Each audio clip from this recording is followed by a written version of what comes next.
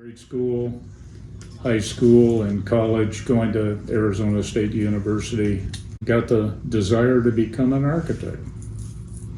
I loved drafting to begin with, way back in the day, but then I started seeing some buildings around, three of which were my favorite buildings in Phoenix, and they were all done by an architect by the name of Beadle.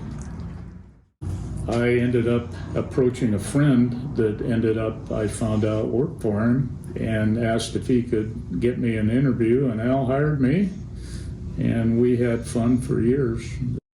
My inspiration and my architecture was really formulated, with his design. We believed in the same type of design.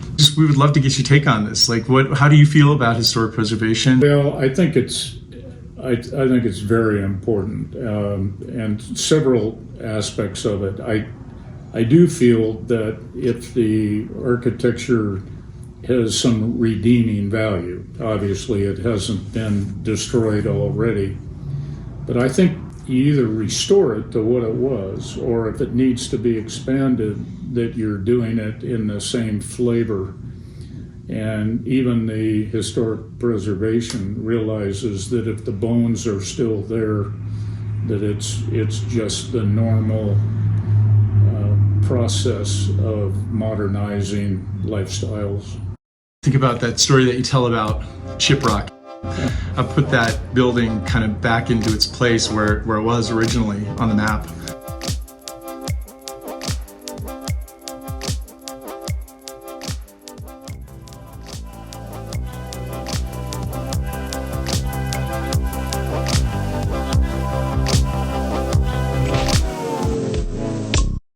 Wright did it for the Pauson Sisters. It had a high volume living room. They opened some doors, and the curtains, west-facing curtains to block the sun, blew into the fireplace and burned it down. And they decided not to restore it. What was left, it looked like a ship up on top of the mountain. But when 32nd Street went to Lincoln, Paradise Valley wouldn't let the road go around the mountain, and so it had to go through, and then consequently it was torn down. I started in the early 70s. Al and I associated for a while. What I enjoyed was the different types of buildings and architecture. And I've never cared whether something has to be big or small, but I'd much rather be typed as a modernist than being typed as, oh, he was a good office building designer. I think, honestly, designing different types of things works the old gray matter. And I've always enjoyed single-family residential custom homes, because the clients always are so appreciative, and you've changed our lives type of things. Building commercial clients are very happy because they got a good product, but it's not as emotional as the single-family residence. Let's talk a little bit about Executive Towers, just because that one is such a building that everybody was so taken aback. I don't know why some people were taken aback that it would go historic, being so young. But what are your thoughts about that? Well, that was under construction when I joined Al, and we had our offices on Osborne, so we looked right out at the construction. The developer was in the same building. And so I watched that go up, and then I worked on in a remodeling addition kind of thing. But, and then later became, through a Chicago client, became a condo.